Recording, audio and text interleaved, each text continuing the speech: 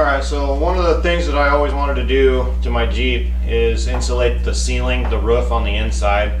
I've done ceramic coating before, I've done jute material before, I've done insulation before. I had an issue where I threw a bunch of wet gear inside my Jeep when we were snow camping last time, and because I had mechanical issues and didn't get to it right away, it created a big condensation issue. And last time I parked it, if you were watching some of my other videos, I mentioned I had water pouring out of my rear speakers. Well, I pulled those rear speakers, and the entire ceiling between underneath the headliner looking vertically up at it was just coated in big drips of water. I stuck my hand up underneath there and it just soaked my whole arm. So I've always wanted to insulate it. This will help with condensation issues if I do end up loading it with wet gear anymore again. So I'm going to take you through what I bought and how I lay this out. I found a broken CB antenna wire, so I need to rerun my CB antenna wire, and then once that's done I can start putting my insulation in, or vice versa. I'm not sure which one I'm going to do first, but I'll get the insulation all in there and the new CB antenna routed and wired, and then we'll throw the headliner back in and button this thing up.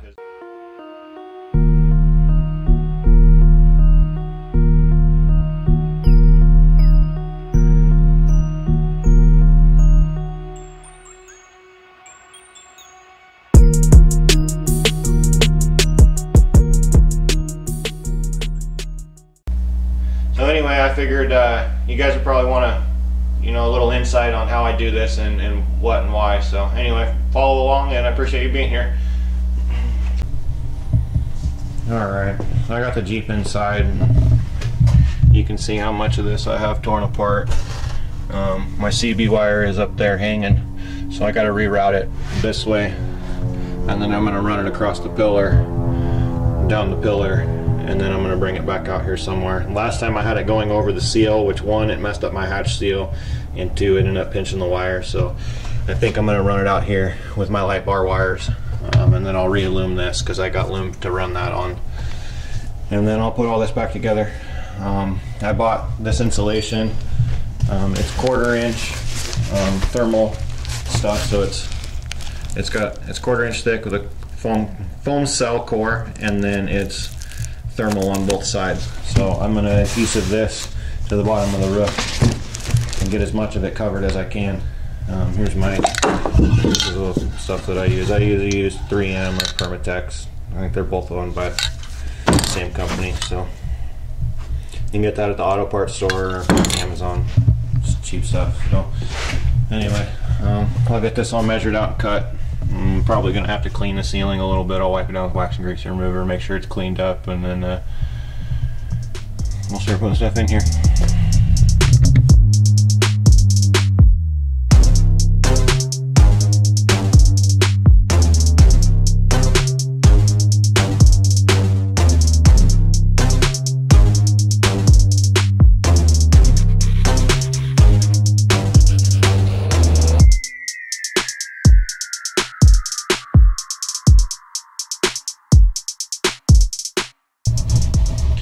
Okay, so I knew this was here. There was a little bit of flash rust on the bottom side. The moisture sat on this panel long enough that it blistered through the paint and started to flash rust the bottom of my skin. Now that my Jeep's a 2000, we're in 2019, so it's 20 years old. It's fine, but if I don't take care of it, it means I know it's there. Over the next 15 or 20 years, I'll end up with a 40-year-old vehicle, and this is how you end up with rust holes in your roof. You can get the flash rust from the outside, but you see those old cars sitting in the fields and in the grass, especially out here in the Pacific Northwest, and they got big fucking holes in the roof. It's because it started rusting on the inside. Nobody ever took care of it. So most of the other stuff looks good.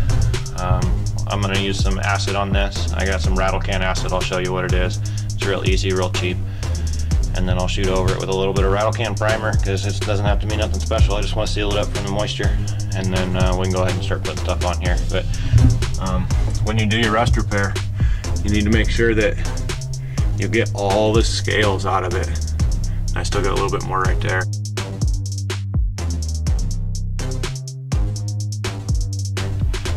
But if you don't get all those scales out of it, you're not deep enough into it to treat it. So wire wheel the crap out of it and make sure you're down to metal. Even if it looks clean, if there was rust there, it's still there. So shoot it with some acid. I'll show you what I use. So this is stuff I fix. It's made by this is the stuff that I use to fix rust. Especially if it's just flash rust and I don't got a POR 15 it. This is made by Duplicolor, which is owned by Sherwin-Williams, #1 paint manufacturer in the world. It's all pretty much the same stuff. This has got an acid in it, and it will convert what's left of the rust to a sandable primer. It's not really sandable, it's more of a gummy coating, and then you can Scotch-Brite or sand that off and it'll have killed the rust, and then you can go over it with the top. So just make sure you get all the scales out of it, and then spray it with 2 layers of this and let it set. It says for at least 24 hours before you paint over it. I usually give it 4 hours with the heat on it, and it's usually good to go to sand because I sand most of it off when it's done. But anyway, I'm gonna spray some of this on that rust that I treated, and then we can wipe everything down and start measuring and cutting and gluing.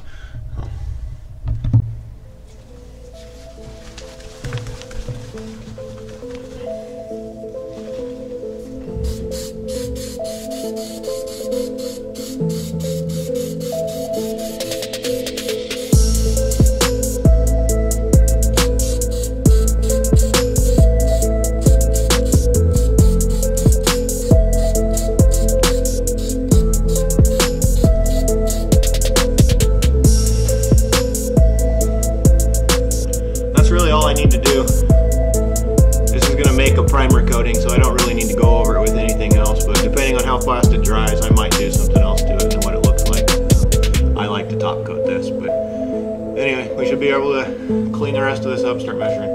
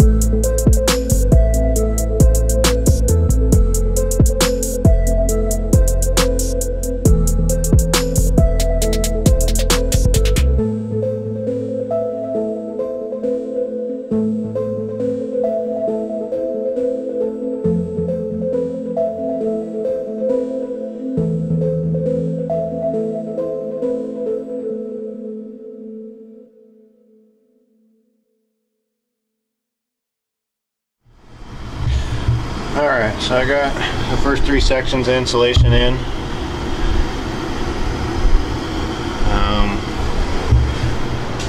Came up here and I used some Gorilla tape, tape the wires down to the front. Another little piece of tape there, so my lights are re-ran. And now that that's done, I'm going to grab my CB antenna wire. I brought it out. Let's see if I can find it real quick. Oh, where did I put that sucker? I threw it in the front seat. Oh, I don't know, I gotta find that. It's time to run it.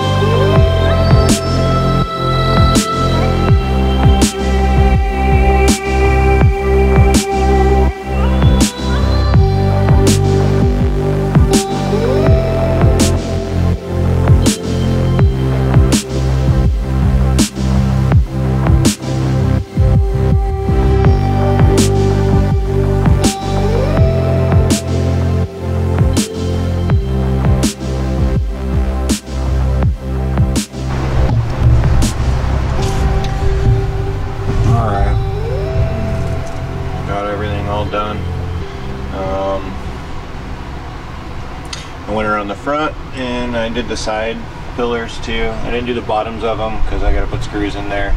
And I forgot to do it before I put the speaker thing back in the back, which I'm okay with. It's up underneath there. So I got most of it around where we're gonna sit. So if it's noisy in the back, whatever, it's gonna be normal. But there we are.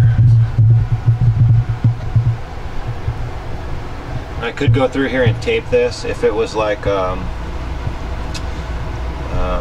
air ducting, then I would go ahead and tape it with the silver tape, but this isn't air ducting and I'm not going to worry about that. I'm just using sound deadener. So but it's, I can already tell it's way quieter. So I'm going to get the headliner out. I might not film that part of it because it's pretty much just throwing the headliner back in, but once I get it all done, we'll take a look at how everything went.